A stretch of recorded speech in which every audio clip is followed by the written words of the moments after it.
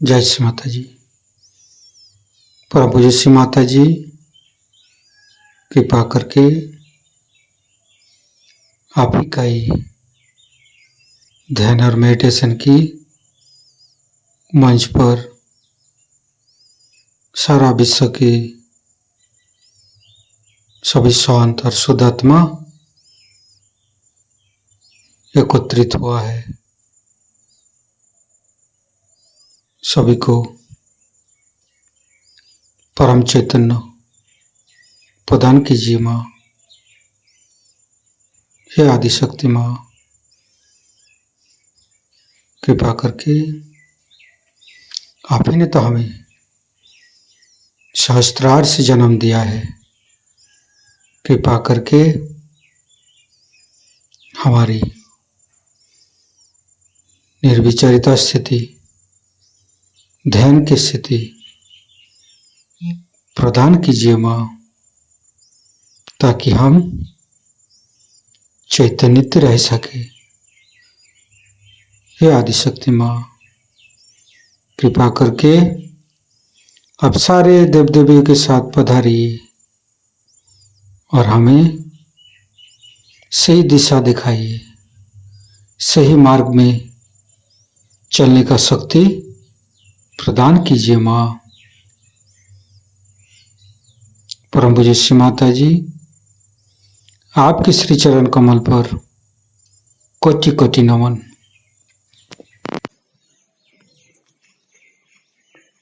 कुंडलिनी उठा के बंधन लेंगे।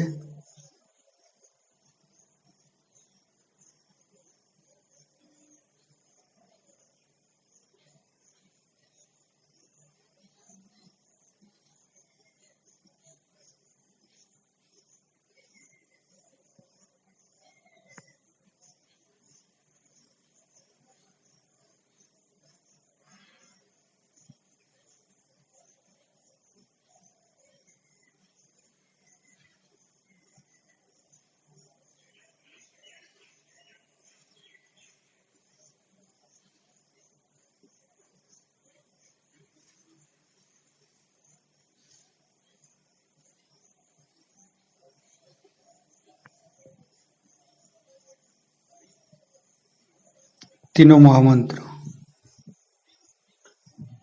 ओम तमेव साक्षात् श्री महालक्ष्मी महासरस्वती महाकाली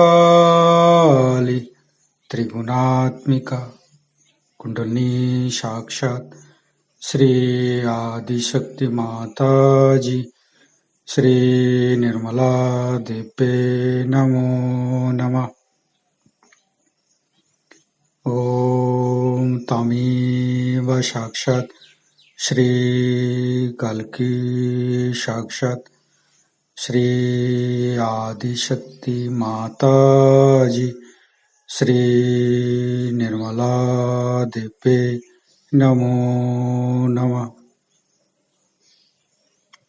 ओम तमेव साक्षात् श्री कल्की साक्षात् श्री सहस्रार स्वामिनी मोक्षप्रदायिनी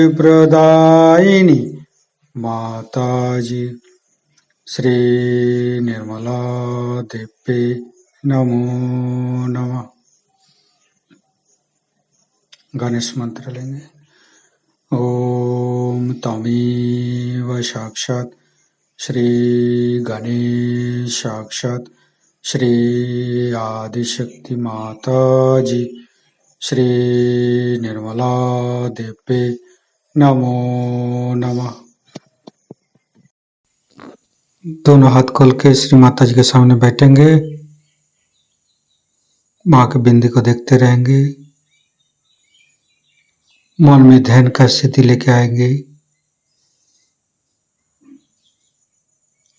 मन में अच्छे अच्छे भाव, अच्छे अच्छे चिंता लेके आएंगे।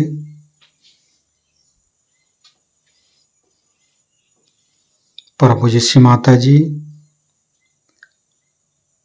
ये हृदय, ये हमारी सांसें, ये रोम रोम आप ही का तो दिया हुआ माँ। कृपा करके आप हमारे हृदय पर आइए और हमारे हृदय में माँ जगदम्बे के रूप में समस्त बाधाएं को, समस्त रोगों को दूर कीजिए माँ। हे आदिशक्ति माँ, कृपा करके हमारे हृदय को सच कीजिए। सच हृदय कमलासन पर श्री चरण को स्थापित कीजिए माँ। संपूर्ण चित्त अपना हृदय पर परम पूज्य श्री माता जी को देखते रहेंगे। हृदय के अंदर परम पूज्य श्री माता जी आपकी पूजा हमारे हृदय पर होने दीजिए माँ। हे आदिशक्ति माँ, हम अज्ञानी हैं।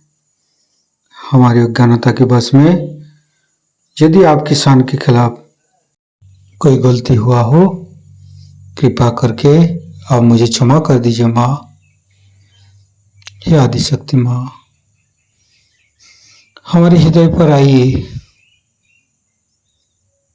फिर धीरे धीरे चित्त को हम मूलाधार चक्र पर ले जाएंगे। लेफ्ट मूलाधार, राइट मूलाधार, मध्य मूलाधार देखते रहेंगे। हे भगवान, हे आदिशक्ति माँ, आप ही तो प्रभु गणेश है। कृपा करके हमारे शरीर की तीनों नाड़ी, सातों चक्र के अंदर समस्त दोषों को, समस्त रोगों को, समस्त बाधाओं को दूर कीजिए माँ। हे परमपिता परमेश्वर, हम कभी अतीत में चला जाते, कभी भविष्य में चला जाते, हमें मध्य में स्थापित कीजिए, हमें वर्तमान में स्थापित कीजिए माँ। संपूर्ण चित्त शरीर के मध्य भाग पर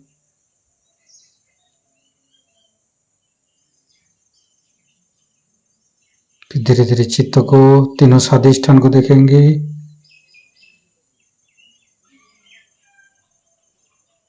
तीनों नाभि, लेफ्ट, राइट, मध्य। श्री माता जी आप ही तो संतोष प्रदान करते हैं। कृपा करके हमें संतोष प्रदान कीजिए, हमें उदार बनाइए। फिर धीरे धीरे चित्त को लेफ्ट हृदय, हे आदिशक्ति माँ, आपकी परम कृपा में हम शुद्ध आत्मा है। कृपा करके हमारी आत्मा को परमात्मा के साथ जोड़िए माँ। हे आदिशक्ति माँ, आप ही तो शिव पार्वती है। कृपा करके हमारे बाएं हृदय पर आइए और हमारी आत्मा को परमात्मा के साथ जोड़िए। हे भगवान, हे परमपिता परमेश्वर, कृपा करके हमें शिव तत्व प्रदान कीजिए। धीरे धीरे चित्त को राइट हृदय,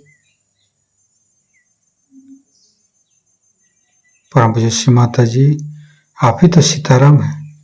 कृपा करके हमारे राइट हृदय पर आइए और हमें मर्यादित बनाइए।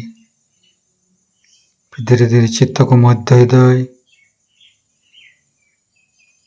धीरे धीरे थपके मारते माँ जगदम्बे बार बार करेंगे। दाहिने हाथ धीरे धीरे थपके मारते रहेंगे हृदय पर।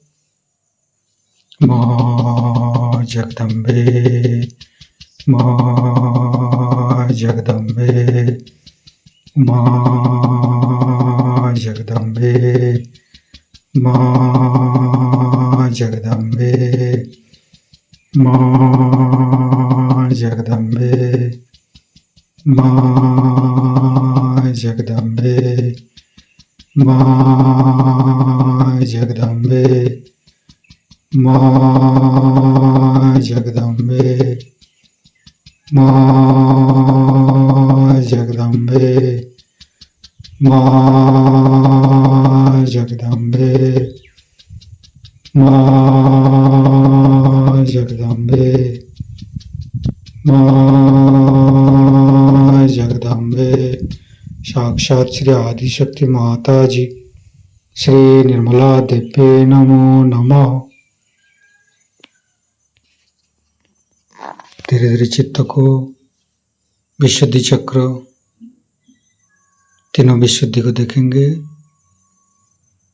लेफ्ट विशुद्धि, हे आदिशक्ति माँ, आपकी परम कृपा में हम संपूर्ण निर्दोष है।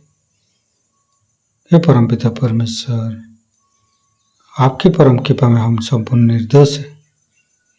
हे आदिशक्ति माँ, आपकी परम कृपा में हम निर्दोष है। फिर धीरे धीरे चित्त को फ्रंट आज्ञा, बैक आज्ञा,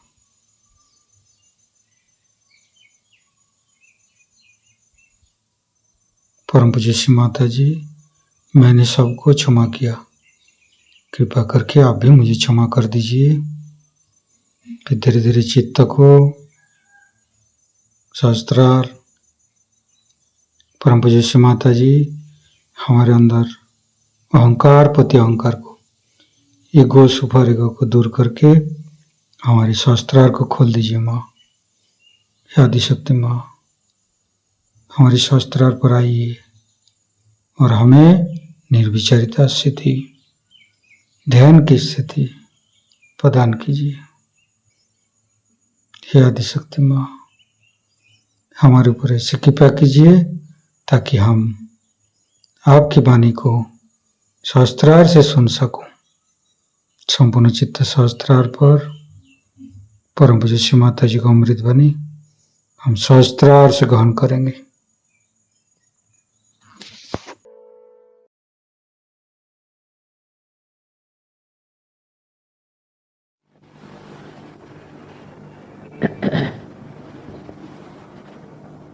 सत्य को खोजने वाले आप सभी साधकों को हमारा प्रणाम।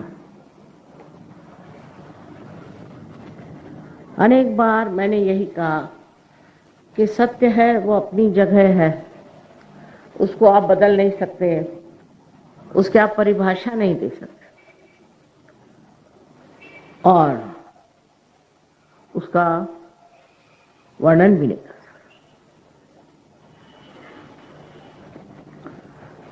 विशेषकर इस महाराष्ट्र में अनेक साधु संत हो गए, बहुत उच्च श्रेणी के लोग इस महाराष्ट्र में हो, इसमें कोई शक नहीं। और इतने साधु संत किसी भी स्टेट में नहीं, किंतु महाराष्ट्र के बारे में मैंने जो अनुभव किया वो इतना अच्छा नहीं। मेहनत बहुत की महाराष्ट्र में, क्योंकि यह भूमि विशेष रूप से परमात्मा ने बनाई नहीं। यह अष्टविनायक का राज्य है और महाकाली, महालक्ष्मी, महासरस्वती तीनों देवी यहाँ अधिष्ठित है। इतना होने पर भी महाराष्ट्र की अस्मिता कुछ अजीब सी लगी मुझे। उनकी सूझबूझ समझ में आ नहीं। जैसे दिल्ली, गाजियाबाद या कहिए हरियाणा, फरीदाबाद, लखनऊ, बनारस, वहां की जनता इतने जल्दी सहज में कैसे जम गई और क्यों जम गई, ये मेरे समझ में नहीं आता। कोई वाद विवाद नहीं, कुछ पूछना नहीं, एकदम सहज में आ गए और खूब अच्छे से जम गए। लखनऊ जैसी जगह मुझे जरा भी आशा नहीं थी, वहां तो खाओ पियो मौज करो लोग रहते थे। मेरा ससुराल लखनऊ में, और मैं हैरान हूं कि इससे भी ज्यादा लोग पहले समय लखनऊ में इकट्ठे हो गए और मुसलमान सहयोग में आ गए। वही हाल महाराष्ट्र में क्यों नहीं होता? इसका विश्लेषण ऐसा हो सकता है कि हमारे यहाँ बहुत से हम लोगों ने गुरु पाल रखे, पोथियां रखी। एक लड़का मुझे मिला हवाई जहाज में, मुझे कहला माँ मेरी जागृति, तो मुश्किल, उसकी कुंडलिनी खड़ी नहीं हो रही। मैंने हुआ क्या भाई? वहां मैं तो सवेरे उठता हूँ, 4 बजे नहाता हूँ और पारायण करता हूँ, माने मैं बार बार पढ़ता हूँ। क्या पोथी? एक बाबा जी उनकी पोथी। एक बाबा जी ने क्या किया, कहले इनको श्री राम और सीता जी की मूर्ति मिली। कहाँ? जहां उन्होंने कहा वहां। मैंने कहा उन्हीं ने गाड़ दी होगी और निकाल दी होगी, ऐसे क्यों नहीं सोचते? उसके लिए तुम जिंदगी उसमें लगाए हुए। कहले मैं क्या, मेरे माँ बाप भी। फिर दूसरा है, वो कहता है कि नहीं मेरे गुरु है, वो साक्षात गुरु है, ये है वो है। इतने यहाँ बड़े बड़े गुरु हो गए, जिसको असली गुरु कहना चाहिए, जो असली महात्मा थे, वो रहे एक तरफ, और ये जो आए हुए पैसे खाने वाले लोग, कुछ लोग तो मेरे ख्याल से पॉलिटिक्स में चले गए, और बाकी के जो बच्चे खुचे थे वो लोगों को बेवकूफ बना रहे हैं और उसमें लोग बहक जा रहे हैं बुरी तरह।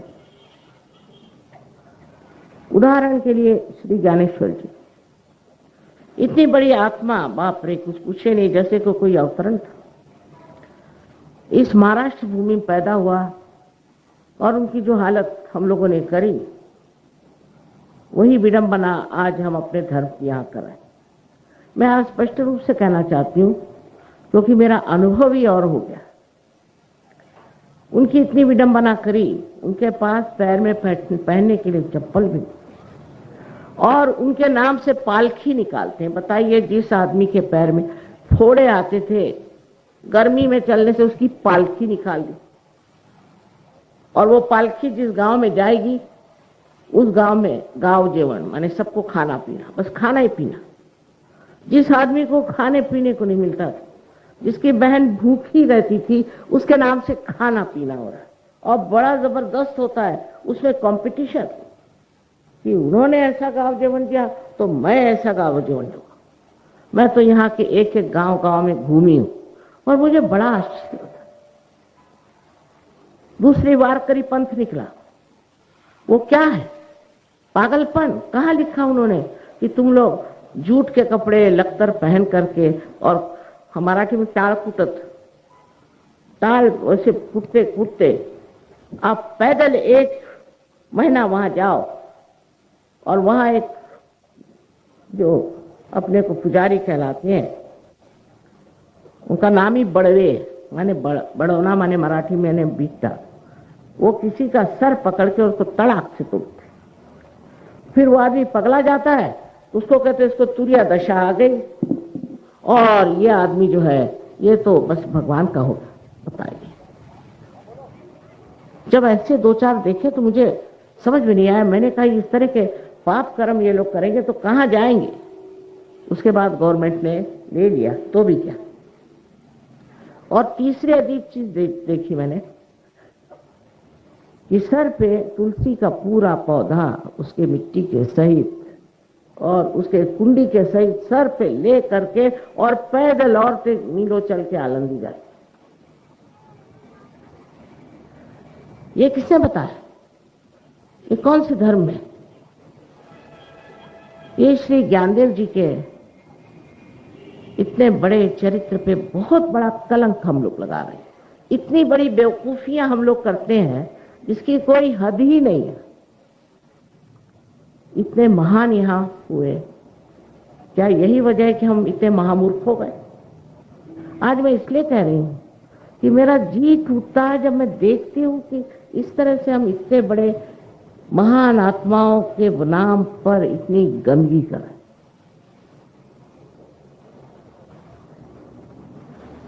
ये एक वारकरी पंथ निकला है, अब हजारों है उसमें, चले जा रहे। पर सबसे कमाल ये कि मुंह में तंबाकू रख के और फिर जा रहे कहा तो पंढरपुर, और रास्ते में तंबाकू वालों की दुकानें लगी रही। तंबाकू जो है विशुद्धि चक्र के विरोध में है, श्री कृष्ण के विरोध में है। और अब पता हो गया होगा आपको, मेडिकली भी भगवान की कृपा से ये तय हो गया कि तंबाकू खाने से कैंसर की बीमारी अवश्य होती है। तो फिर कहते हैं हमारी मुक्ति हो गई। क्या यही अध्यात्म, यही परमात्मा की बात है?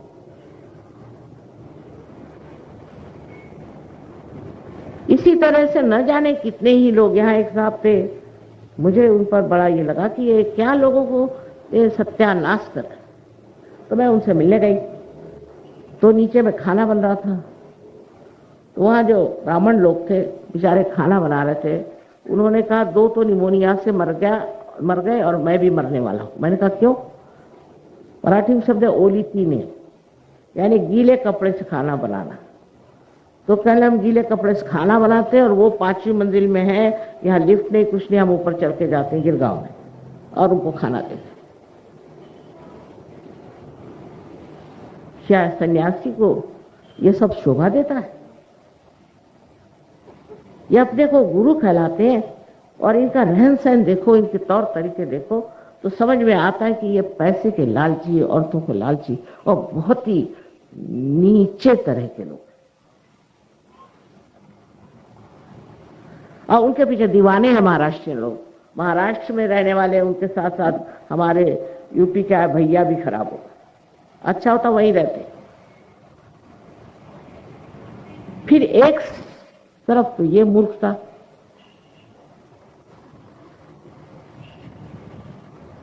सिद्धिविनायक में आप जाइए तो देखिए तो लाइन ही लाइन लगी। लाइन क्या चाहिए तुमको बाबा? विनायक से क्या मांगा जाता है? नौकरी मांगने जा रहे हैं। ये क्या विनायक का काम है कि तुम्हें नौकरी आते? वो क्या देते? ये तो जानना चाहिए कि वो देते क्या। सुबुद्धि देते हैं। वहां सुबुद्धि लेने कोई नहीं जाता।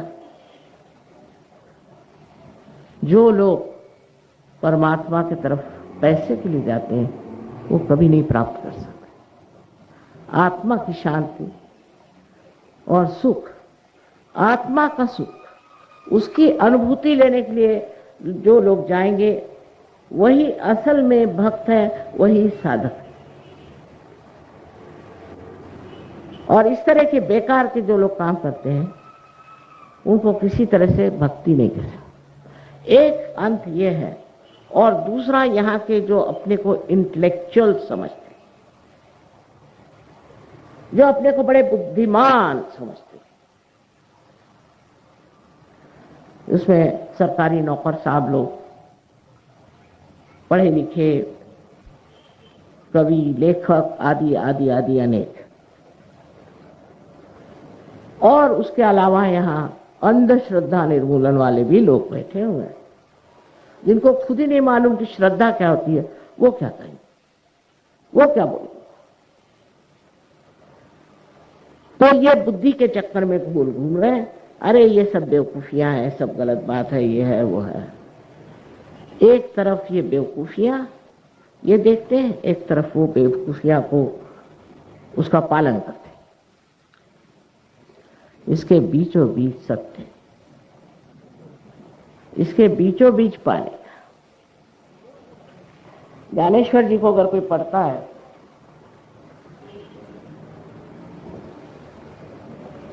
तो पता नहीं कौन सा चश्मा लगा के पढ़ते हैं या समझते नहीं। नामदेव ने कहा है कि ज्ञानदेव की एक भी ओवी लाइन आप अनुभव करो। अनुभव की बात है, बगैर अनुभव के अनुभव शून्य जो है वो सत्य नहीं है। आज ज्ञानदेव की बात कहती हूं मैं आपसे। उन्होंने मेरे ख्याल से जितने उस वक्त के ओवर बुद्धिमान लोग थे उनके लिए कहा होगा, वो समझाया होगा। जिस तरह की सिमिलीज, जिस तरह के वो मिसालें देते, वो मिसालें इतनी कमाल की है कि मैं क्या बताऊं। एक मिसाल के तौर पे उन्होंने कहा कि एक बड़ा सुंदर सा चित्र है और इस चित्र में बरसात हो रही है, फूल खिले हुए हैं और उसी के साथ साथ वो नदी बह रही है, पक्षी हैं और पहाड़ हैं। बड़े सुंदर सा एक चित्र बना है और हम उस चित्र को देख रहे हैं, चित्र मात्र को देख रहे हैं और वो बाह्य की चीज हो गई। चित्र मात्र जो है एक बाह्य से हम उसे देख रहे हैं, पर अगर हमें उस चित्र के आनंद का अनुभव लेना है तो उस चित्र के अंदर घुसना होगा, क्योंकि इस बुद्धि से हम जो आनंद ले रहे हैं वो पूरा आनंद नहीं, उसके अंदर घुसना होगा, उसके अंदर सूक्ष्मता से घुसकर उसका अनुभव लेना पड़ेगा, तभी बौछारें हमारे ऊपर आएंगी, तभी हम आनंद से हो जाएंगे। बड़ी सुंदर सुंदर बातें कही, इतनी सुंदर बातें कही, लेकिन कोई समझता नहीं, रटते रहते। सुबह में कहते मैंने ज्ञानेश्वरी रट मारी, हो गया। अरे उसका कोई अर्थ समझे, मतलब समझे, क्या कहा। उन्होंने जो वर्णन किया है कि जो आदमी ऐसी ऊंची दशा को प्राप्त होता है वो कैसे होता है, वो भी बहुत ही सुंदर है, बहुत ही सुंदर है। इसमें कहा है कि चांद अपनी चांदनी को तो नहीं खोजता। देखिए कितनी काव्य में बात है। चांद अपनी चांदनी को खोजता नहीं, सूरज अपने किरणों को खोजता नहीं। जब तक चमकना है चमकता है, बाद में अपनी किरण अपने अंदर समा लेता है। उसको न तो ये देखना है कि उसने कार्य को किया कि नहीं किया, उसके अंदर जो शक्ति है वो कार्यान्वित है, उसे वो निष्क्रियता से देखते रहता। उसका कोई भी वो अपने अंदर एहसास नहीं करता है कि मैंने, यह अनुभव नहीं करता है कि मैंने ये काम किया। आप अगर पढ़ें उनको तो आप समझ जाएंगे कि इसका अनुभव लेना जरूरी है। आध्यात्म जो है वो पढ़ने की चीज नहीं, वो अंदर समाने की चीज, अंदर अनुभव लेने की चीज है। मैं यही बात शुरू से कह रही हूं, लेकिन आज मुझे लगता है कि ज्ञानदेव जी को भी हमने ठिकाने लगा दिया। मैं भी एक कॉन्फ्रेंस में गई थी, वहां पर बड़े वाद विवाद। किसी ने कहा कि हमारा धर्म अच्छा, कोई कहे हमारा धर्म अच्छा, कोई कहे हमारा धर्म अच्छा। कोई सुन नहीं रहे थे उनकी बात, बड़बड़ाए जा रहे थे एक बात। बहरहाल मैं तब नहीं थी वहां, नसीब, मैं एकदम बाद में आखिर में। सो मैंने कहा कि जो धर्म अंदर नहीं है वो बाह्य के धर्म का कोई अर्थ ही नहीं रखता। आप ही बताइए, कोई हिंदू है, चाहे मुसलमान, क्रिश्चियन हो, सिख हो, नहीं तो जैन हो, नहीं तो और कोई बुद्धिस्ट हो, नहीं कुछ भी, उस पे उसके धर्म का कोई बंधन है? अगर समझ लीजिए कोई जैन पॉलिटिशियन हो जाए तो पैसे नहीं खाएगा क्योंकि वो जैन।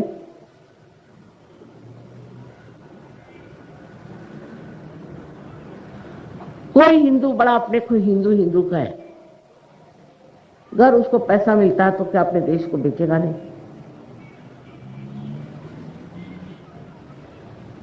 धर्म कहाँ है? धर्म अंदर, हमारे अंदर, अंदर बसी हुई चीज है। धर्म का मतलब है कि आपके जीवन के हर एक क्षण में सूक्ष्मता से भी आप अधर्म कर ही नहीं सकते, कर ही नहीं सकते। उस धर्म को प्राप्त करना है, बाह्य के धर्म को नहीं। फिर मैंने कहा कि बाह्य के इतने धर्म बने हैं तो सिर्फ झगड़ा करने के लिए। न जाने हजारों मुसलमान मरे जा रहे हैं, हजारों हिंदू मरे जा रहे हैं, क्रिश्चियन मरे जा रहे हैं, भगवान के नाम पे सब मरे जा रहे, ये भी कोई बात हो सकती? सोचिए आप लोग, आप बड़े बुद्धिमान बंबई के लोग हैं, आप सोचिए कि क्या धर्म के लिए आप लड़ सकते हैं? और जो बड़ा धर्म रक्षण भी करते हैं कि वो वास्तविक बहुत धार्मिक होते हैं। पानी पाइए तो थोड़ा।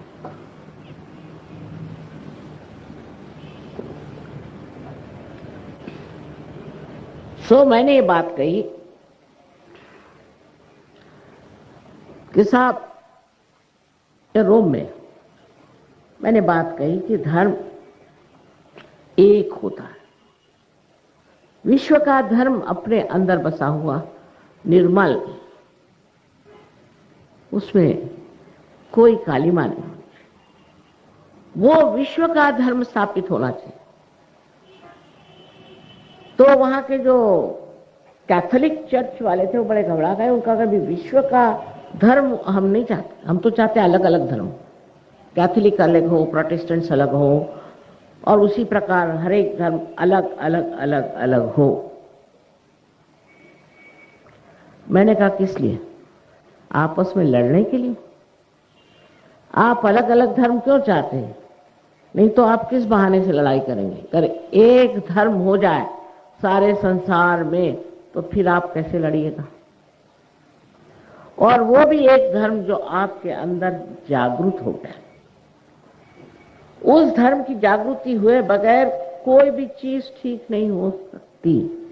अगर आप कहें कि हमें शांति चाहिए तो शांति का यज्ञ करो, ये करो, वो करो, उससे कुछ नहीं होने वाला। मनुष्य का पूरी तरह से परिवर्तन हुए बगैर ये संसार ठीक नहीं हो सकता। और ये आज का जो समय है ये विशेष है, इसको मैं कहती हूँ ब्लॉसम टाइम। ये समय है जिसको कि लास्ट जजमेंट कहा गया है, जिसको कुरान में क़यामा कहा गया है, और हम लोग भी इसको बहुत बड़ा एक संक्रमण का समय मानते हैं। अनादिकाल से इसके ऊपर बहुत भाष्य हुए हैं, इतना ही नहीं भविष्य हुए। ये विशेष काल है जो इस कल युग में ही होने वाला काम है, जहां हजारों लोग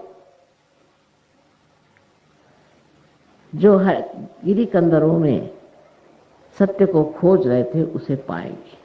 वो यही समय, यानी एक विशेष समय है, आप विशेष लोग, और इसे पाने के अधिकारी आप ही, और आपको ये प्राप्त होना चाहिए। पर आप अगर कोई बड़ा भारी अफसर है तो उसकी खोपड़ी खराब, वो क्यों ऐसे काम करेगा? दूसरे कोई है तो वो म्यूजिक के बड़े भारी कहना चाहिए कि मशहूर है, वो क्यों अपनी खोपड़ी खराब करे? तीसरे हैं वो बहुत रुपया बना रहे हैं, वो क्यों अपनी खोपड़ी खराब करें? और फिर जब उन सब चीजों से आप पे तकलीफ आती है, विपत्ति आती है, तब फिर आपकी आंख जगती। जैसे कि आप कोई बता रहे थे कि साहब आजकल तो बिल्कुल रिसेशन आ रहा, पैसा है ही नहीं, तो इतना बड़ा आपने इकोनॉमिक्स खड़ा किया तो ये हालत क्यों हो गई? क्यों हो गई? क्या बात? उसमें धर्म नहीं है, और वो भी धर्म जो हमारे अंदर है, उस धर्म की जागृति होते ही सबसे पहली बात मनुष्य में होती है कि वो शांति में समा जाता है। शांति के सागर में आनंद की लहरें, ऐसा आनंदमय उसका जीवन हो जाता है। और उसके लिए पंढरपुर जाने की जरूरत नहीं, द्वारिका जाने की जरूरत नहीं, कहीं जाने की जरूरत नहीं, अपने ही अंदर।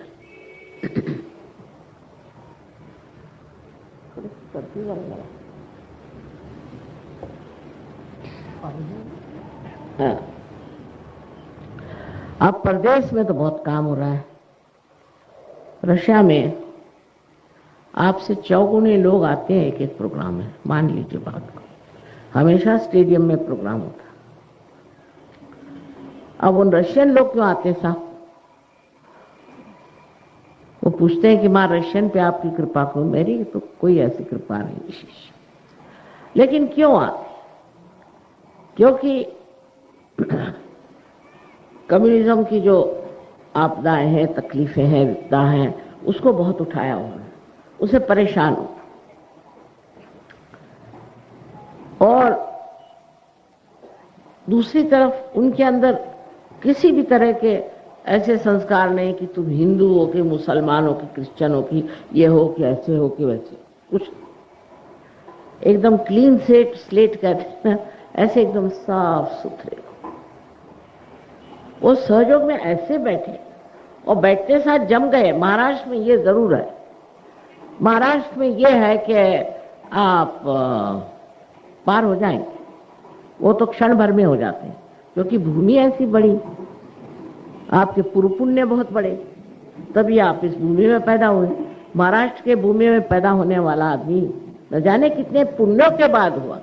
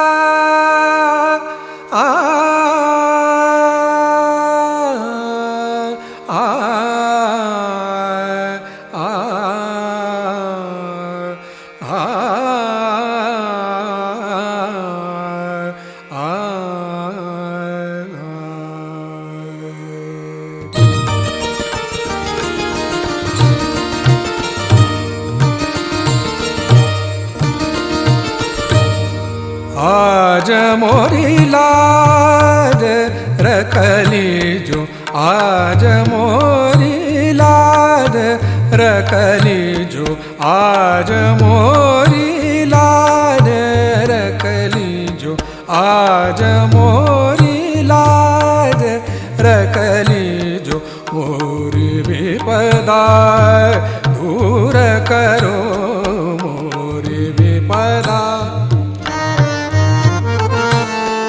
मोरी विपदा दूर करो, मोरी विपदा दूर करो, आज मोरी लाज रखली जो,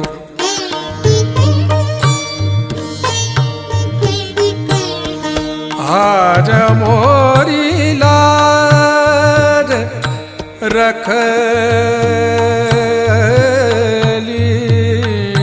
जो, आज मोरी लाज,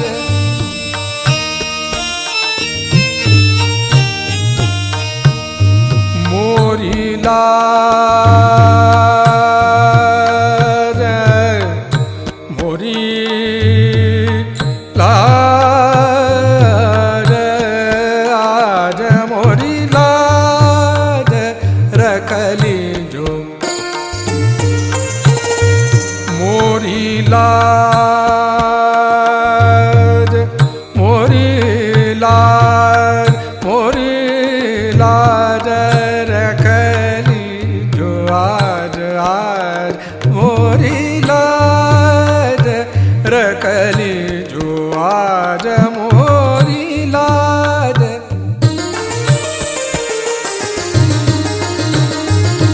मोरी लाज, मोरी लाज, आज मोरी लाज रखली जो,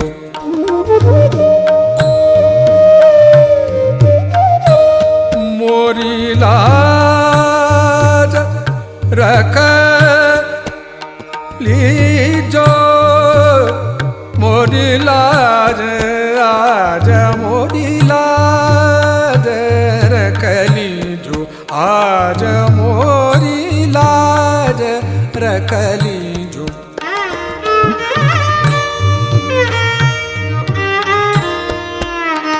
मोरी लाज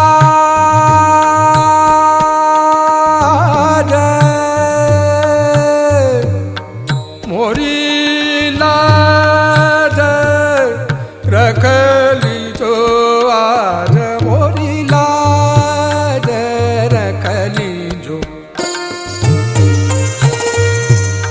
मोरी लाज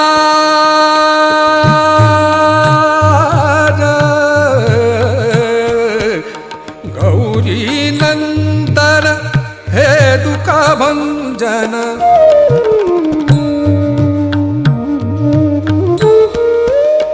गौरी नंदन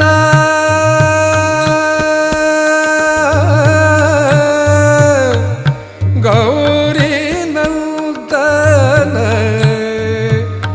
गौरी नंदन गौरी गौरी नंदन हे दुख भंजन गौरी नंदन हे दुख भंजन तुम ही आके धीर बंधाओ तुम ही आके धीर बंधाओ आज मोरी लाज रखली जो आज मोरी लाज रखली जो मोरी विपदा दूर करो मोरी विपदा दूर करो आज मोरी लाज रखली जो आज मोरी लाज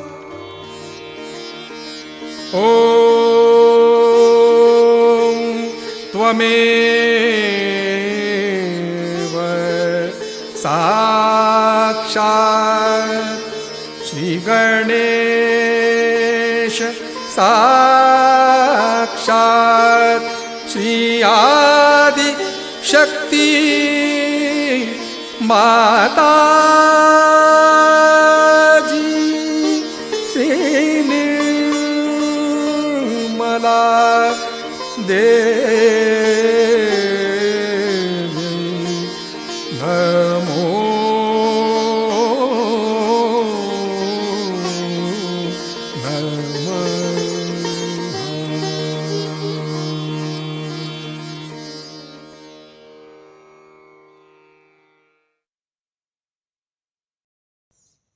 संपूर्ण ध्यान का स्थिति, निर्विचारिता का स्थिति। इस स्थिति पर परम पूज्य श्री माता जी को परम चैतन्य अनुभव करते हुए परम चैतन्य की वर्षा अनुभव करते हुए थोड़ी देर रहेंगे। प्रे करेंगे परम पूज्य श्री माता जी, आज का एवं अमृत ध्यान पर आपने जो हमको परम चैतन्य अनुभव कराया, इसके लिए मैं आपको कोटि कोटि नमन। कुंडली उठा के बंधन लेंगे।